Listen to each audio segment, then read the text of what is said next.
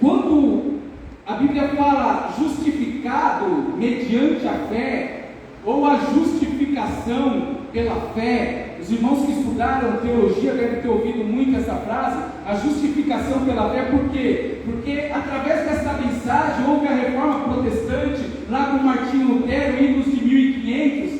Por quê? Porque ele reconheceu que ele seria justificado mediante a fé em Cristo.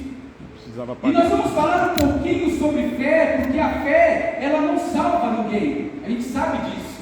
Mas a fé, ela me aponta o caminho, ela me aponta a direção. E quando eu ando pela fé, ou eu tenho essa fé na minha vida, em todas as áreas da minha vida, a fé é importante. Por isso que você vai ver a fé como dom, a fé como fruto, a fé como semente. Jesus fala muito sobre a fé, mas aqui nós estamos falando sobre a justificação pela fé, ou seja, é uma fé que me leva a ter um conhecimento de Jesus, daquilo que Ele fez por mim na cruz do Calvário, e eu sou justificado por Deus mediante a fé. E a justificação, você imagina dessa forma: você é levado para um tribunal. Imagina você é levado para um tribunal, e nós aprendemos isso também na semana passada, que todos pecaram, não é isso? Depois de Adão e Eva, toda a humanidade nasceu com pecado. Até o bebezinho, ele já nasceu com o pecado original. Talvez ali nos seus primeiros meses, nos seus primeiros anos de vida, você não vai ver isso manifesto na vida dele, porque aquele olhar inocente, aquela carinha inocente, não tem maldade, não tem pecado. Mas ele vai pegando alguns anos,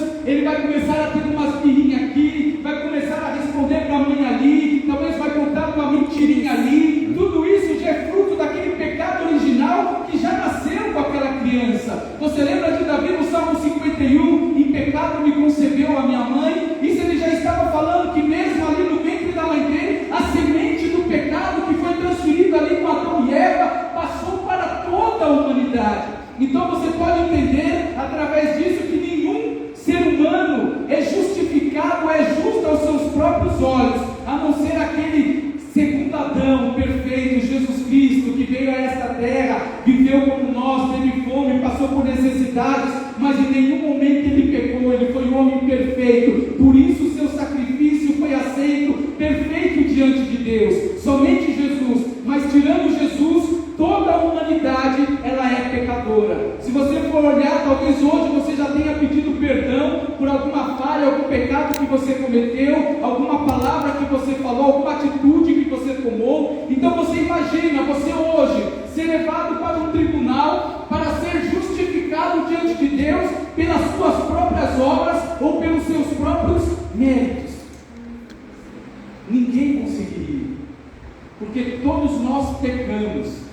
E sabe qual que é o salário do pecado, que está em Romanos também? O salário do pecado é a morte. Todos pecamos, por isso que todos vamos morrer.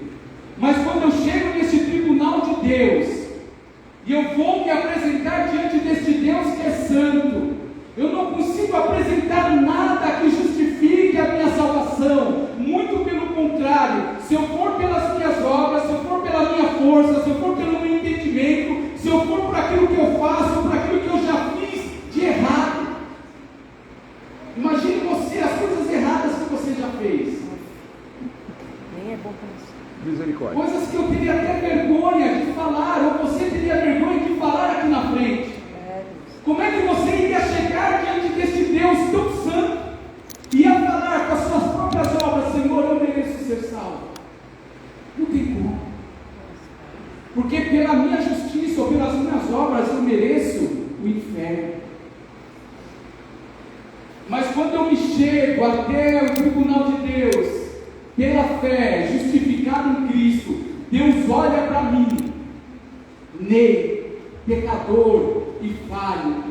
Deus olha para mim e Ele não olha a minha justiça, mas Ele olha: este servo aqui reconheceu Jesus como o Senhor e Salvador de sua vida, ele entregou a sua vida para Jesus, ele ora, ele busca, ele clama, ele reconhece Jesus como seu único e suficiente Salvador. E quando Deus olha para mim, Ele não me vê, Ele vê Jesus ao meu lado, e Ele fala: todos os pecados do Ney estão imputados em Cristo Jesus. Então eu perdoo o Ney, não pelas suas obras. Por isso que essa salvação não vem por obras para que ninguém se glorie, mas é dom de Deus, é pela graça, é um favor imerecido. Eu não mereço, mas Deus me deu. E Deus olha para Jesus e Ele lança os meus pecados em Jesus, e Ele olha para mim justificado. Amém.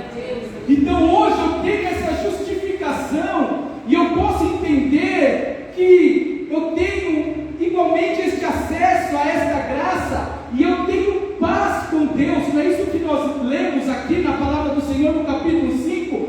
Justificado, pois, mediante a fé, temos paz com Deus. E por que eu falei das 12 tribos de Jacó?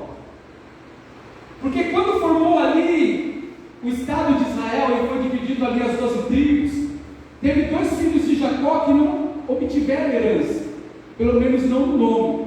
Você não vê uma tribo de José, você vê? Não tem a tribo de José. Sabe por quê? Porque ele recebeu a herança dobrada. Ele era o filho que recebeu a herança dobrada, mesmo não sendo o filho mais velho. Ele era um dos mais novos, mas ele recebeu a herança dobrada através de Manassés e Efraim. Mas havia uma outra tribo que também não teve herança ali na terra prometida, que foi a tribo de Levi. Já ouviu falar da tribo de Levi, a tribo sacerdotal, que Deus falou: olha, essa tribo não vai ter herança em Israel, mas eu, o próprio Deus, você pode ler lá em Deuteronômio 18, serei a herança desse povo. E por que eu estou falando isso? Porque essa tribo sacerdotal, elas tinham a incumbência de receber o sacrifício do povo de Israel. E essa questão do sacrifício, ela é interessante, porque diz lá em Hebreus também, é uma ordenança de Deus que sem derramamento de sangue, você já leu isso? Não há remissão de pecados.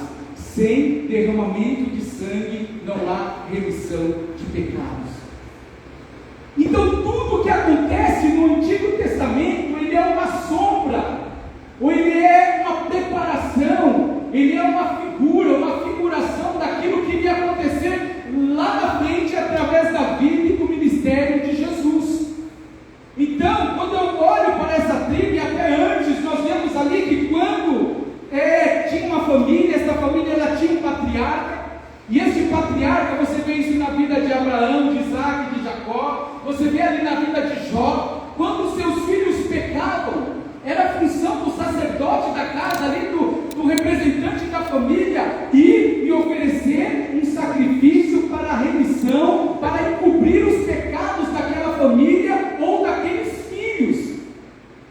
Então, desde o princípio, era necessário esse derramamento de sangue. Deus proveu este escape, e este escape era feito ali através da vida dos animais, ali que era oferecido como sacrifício, e aquele sacrifício era um representante, colocava aquele animal no lugar do homem que pecou, a pessoa que pecou, o homem ou a mulher que pecasse, colocava a mão na cabeça daquele animal e transferia o seu pecado para aquele animal, e aquele animal era morto, e aquela pessoa sairia dali justificada, parcialmente não perdoada, porque o sangue de animal não tem este poder de perdoar os pecados, mas encobria ali por um certo tempo, a pessoa pecava de novo, até que Deus instituiu através dessa tribo de Levi, dessa tribo sacerdotal, através do tabernáculo, ou depois ali do templo de Salomão, onde toda a nação de Israel, quando pegava ali um animal e levava até o sacerdote ou o sumo sacerdote e apresentava aquele animal no seu lugar. Aquele animal seria um substituto, porque quem pecou merecia a morte. Mas Deus proveu o escape através da vida daquele animal, e através daquele animal, aquele animal perdia a sua vida no lugar do pecador. É triste isso, né? Mas é o que o pecado faz. O pecado nos afasta de Deus. O pecado ou os pecados nos leva à morte, nos leva à frieza espiritual.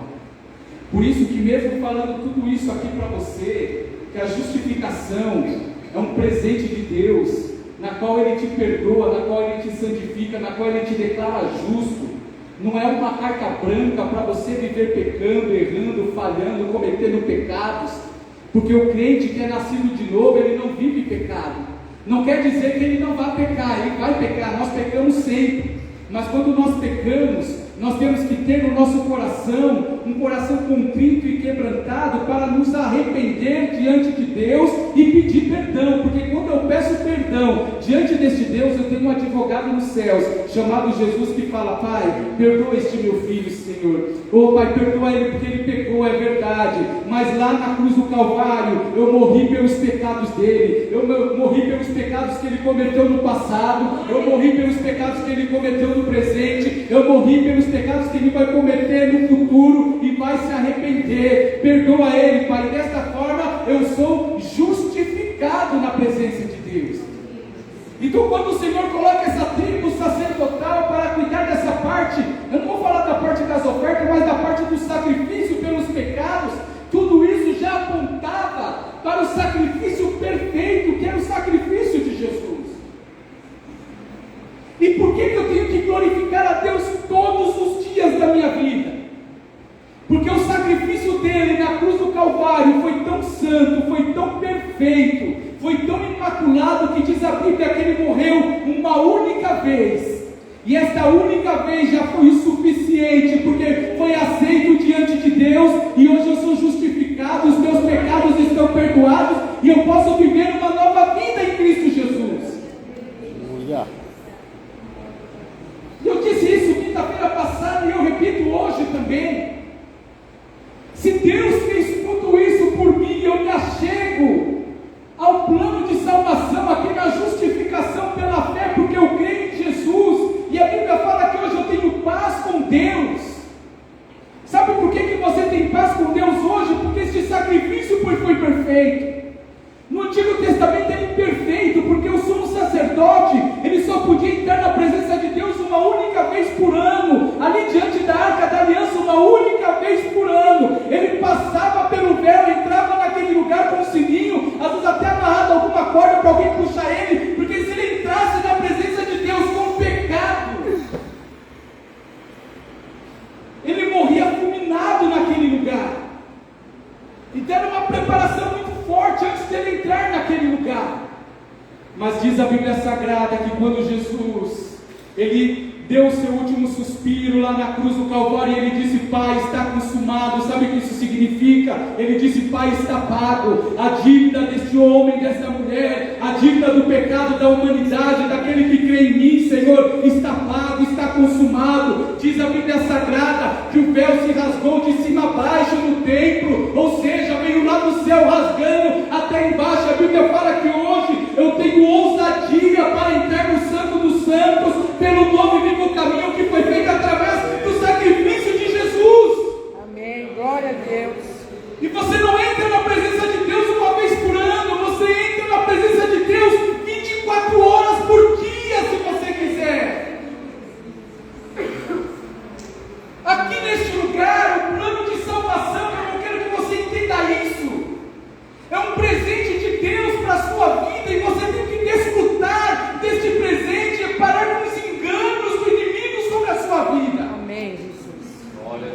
Porque quantas pessoas estão dentro da igreja vivendo uma vida de culpa, não conseguem se libertar, quer fazer campanhas de libertação, quer que expulsa demônios e nem tem demônios, quer que faz coisas porque não consegue se apropriar da salvação que Jesus já conquistou por você na cruz do Calvário.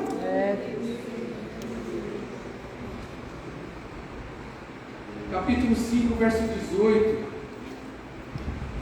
de Romanos: pois assim como por uma só ofensa veio o juízo sobre todos os homens para a condenação, assim também por um só ato de justiça veio a graça sobre todos os homens para a justificação. Aleluia. Às vezes nós vivemos uma vida derrotista, uma vida desanimada, porque não sabemos nos apropriar de tudo aquilo que o Senhor já preparou para nós. Lembra daquela música antiga que nós cantávamos? Tudo que o Senhor conquistou na cruz é direito nosso, é nossa herança. Toda a bênção, todo o poder é nossa herança. É tudo seu, irmão. É tudo seu. Obrigado, Pai. Só que o inimigo ele vai te cegando, ele vai colocando uma situação aqui ou outra ali, você vai duvidando. Como é que nós duvidamos da nossa salvação depois de tudo que Jesus fez na cruz do Calvário? E se a justificação não é nada meu, eu não pude fazer nada, é um ato externo da parte de Deus que eu só tenho que me apropriar pela fé. Então, se eu estou em dúvida, é o oposto de fé. E se eu estou com o oposto de fé, que é a dúvida, eu tenho que tirar essa dúvida. E sabe como é que você vai ter fé? Diz a Bíblia, Romanos 10:17, se não me engano, que a fé, ela vem por ouvir a palavra e a palavra de Cristo, não é isso? A fé vem pelo ouvir e ouvir a palavra do Senhor. Então, se você está aqui nesta noite, você tem que tomar posse da palavra do Senhor. Você consegue abrir lá em Tito, finalzinho da Bíblia? Filipenses, Colossenses, 1ª e 2ª Tessalonicenses, 1ª e 2ª Timóteo, Tito, capítulo 3, versículo de número 7. Amém. Vou ler para a gente correr um pouquinho, tá? A fim de que, justificados por graça, nos tornemos seus herdeiros segundo a esperança da vida eterna. Vou ler de novo. A fim de que, justificados por graça, o que eu disse que é graça? É um favor imerecido, não é isso? Nos tornemos seus herdeiros. Olha que a Bíblia fala que você é herdeiro de Deus, segundo a esperança da vida eterna. E para encerrarmos, vamos lá em Atos, depois dos Evangelhos, capítulo 13.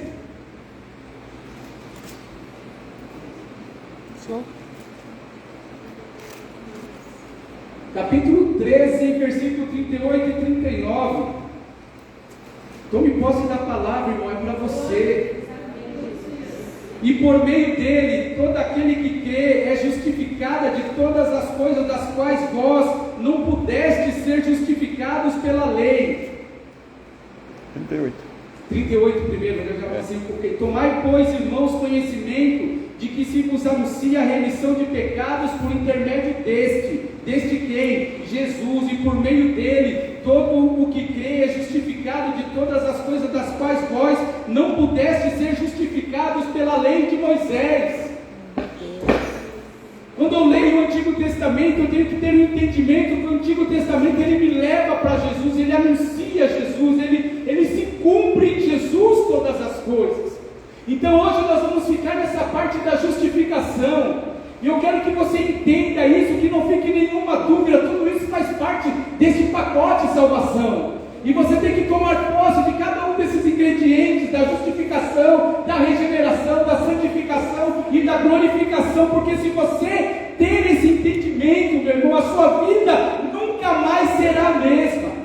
A sua vida nunca mais será a mesma. Você não vai viver mais desanimado, você não vai viver mais abatido, você não vai ficar mais com dúvida falando: Senhor, eu não aguento mais, eu vou desistir, eu vou parar. Não vou dizer que a sua vida vai ser fácil, talvez as lutas até aumentem mais ainda, porque você está tendo o conhecimento, a revelação da palavra do Senhor, mas a tua força será muito maior, porque maior é aquele que está com você do que aquele que está no mundo. Amém, Senhor da glória. Então eu estou trazendo essa palavra, meu irmão, para que você tome posse de tudo aquilo que o Senhor já preparou para você. Você não é qualquer um. Você foi escolhido, você só está aqui. Aleluia. Você pensa que você entrou nesta casa porque você teve força, porque você recebeu um convite? Não, você entrou neste lugar, você permaneceu, você permanece e permanecerá neste lugar porque o Senhor te escolheu e Ele tem uma obra na sua vida. E para você ser cheio do Espírito Santo, quantas vezes nós oramos: Pai, eu quero ser cheio do Teu Espírito Santo, eu quero ser cheio da Tua presença. Eu só posso ser cheio da presença do Senhor se a minha vida estiver alicerçada na rocha, e a minha vida ela começa na salvação, e eu tenho que viver essa salvação todos os dias da minha vida. Amém, Deus. Saia daqui nesta noite crendo nesta palavra, se coloque de pé. Você é justificado, irmãos. Você não é justificado porque você é bom. Você não é justificado porque você prega muito. Glória a Deus. Você não é justificado porque você é um bom obreiro, ou porque você louva muito bem, ou porque você é um grande intercessor ou uma grande intercessora, não. Você é justificado, aleluia, porque Jesus morreu por você na cruz do Calvário. Você é justificado porque essa graça te alcançou. Você é justificado porque você é fraco e dependente de Deus, e você se apresenta diante de Deus com as suas mãos vazias, porque você não tem nada e não pode fazer nada para pagar por esta salvação, e você não precisa fazer nada, você não precisa ter alguma coisa que você fala, eu tenho que fazer algo para este Deus, para este Evangelho. Eu não faço a obra para ser salvo, eu não prego a palavra para ser salvo, mas eu prego, eu faço a obra porque esta salvação me alcançou, e ela transborda dentro de mim, tem que transbordar na vida de outras pessoas. Por isso Jesus fala: ide e fazei discípulos em todas as nações, batizando-as em nome do Pai, do Filho e do Espírito Santo. A salvação está aí com você, está te acompanhando. Nunca duvide daquilo que Jesus fez por você na cruz do Calvário. Mas você pode estar pensando aqui, tem pessoas que pensam assim agora: eu não duvido de Jesus, eu não duvido daquilo que Ele fez por mim na cruz do Calvário, eu não tenho nenhuma dúvida, mas eu duvido da minha força, eu duvido da minha capacidade, eu duvido da minha fé. O Senhor fala: você não precisa ficar sozinho ou sozinha sofrendo, porque o Espírito Santo Ele segura na tua mão, o Espírito Santo Ele te acompanha, o Espírito Santo Ele te direciona, e quando você estiver caído e prostrado, achando que ninguém mais vai olhar por você, o teu Pai, o teu Deus, o Espírito Santo é o primeiro a estender as mãos para você e fala: eu te levanto, eu te sustento, eu te ajudo, eu te levanto com a minha destra fiel. Você não precisa ter essas dúvidas, você não precisa passar por tudo isso sozinho. O Senhor está com você, o Espírito Santo de Deus, Ele habita dentro de você e Ele te fortalece. Hoje está caindo por terra grilhões. Olha, o inimigo estava sofrendo na sua vida, colocando depressão, situações que estão causando desânimo, te drenando as suas forças, tirando noites de sono. Mas o Senhor está falando agora, está caindo por terra esses grilhões, essas algemas, porque o inimigo não quer que você participe de tudo isso que está nessa terra. Mas o Senhor fala: é teu, é para você, você não vai ter mais essa dúvida, porque a salvação eu já te dei através do meu Filho Jesus Cristo. Aleluia. Pai, obrigado pela tua palavra, Senhor. Obrigado, ó Deus, porque somos justificados, Senhor Deus, não segundo as nossas obras, não segundo a minha força ou as nossas forças, mas nós somos justificados inteiramente pelo sacrifício de Jesus na cruz do Calvário. Cada gota daquele sangue, daquele sofrimento, daquelas chicotadas, ou daquela coroa de espinho, ou daqueles pregos que foram cravados ali na sua mão, Jesus, naquela cruz, cada sangue que escorreu daquele lugar foi para perdão, para a remissão do meu pecado. Aleluia. E nós valorizamos, Senhor Deus, a nossa salvação. Amém, Deus. E nada disso teria sido justificado se o Senhor não tivesse ressuscitado ao terceiro dia. O Senhor venceu a morte por nós. O Senhor fez tudo por nós. Nós não merecemos, somos pecadores mesmo, Jesus, mas nos arrependemos dos nossos pecados, das nossas falhas. Como queríamos, Senhor, viver uma vida de santidade melhor, de oração, de buscar a Tua palavra, mas as nossas fraquezas não permitem, ó Deus. Mas nós nos arrependemos aqui nesta noite, Senhor, e olhamos para Ti, ó Deus, para Ti, ó Jesus, que é o autor e consumador da nossa fé, e sabemos que nós somos justificados diante de Deus, não pelas nossas obras, mas pela Tua graça maravilhosa, através de Jesus Cristo, Filho de Deus, o nosso nosso Rei, nosso Redentor, aquele que nos escolheu e nos resgatou. Muito obrigado, ó Deus. Te damos graças, Senhor, te agradecemos, te glorificamos pela nossa salvação. Nós não podemos fazer nada, mas nós podemos abrir as nossas bocas, levantar as nossas mãos e te agradecer, ó Deus. Obrigado, obrigado pela nossa salvação. Obrigado, ó Deus, obrigado, Deus. Poderíamos estar como aqueles anjos falando 24 horas, santo, santo, santo é o Senhor dos exércitos, e não seria o suficiente. Mas obrigado, Senhor. Receba a nossa adoração, porque nós cremos em Ti, nós cremos em Jesus, nós cremos no Espírito Santo de Deus, que está nesta igreja nos ensinando, nos capacitando a cada dia. Muito obrigado em nome de Jesus. Amém, Senhor.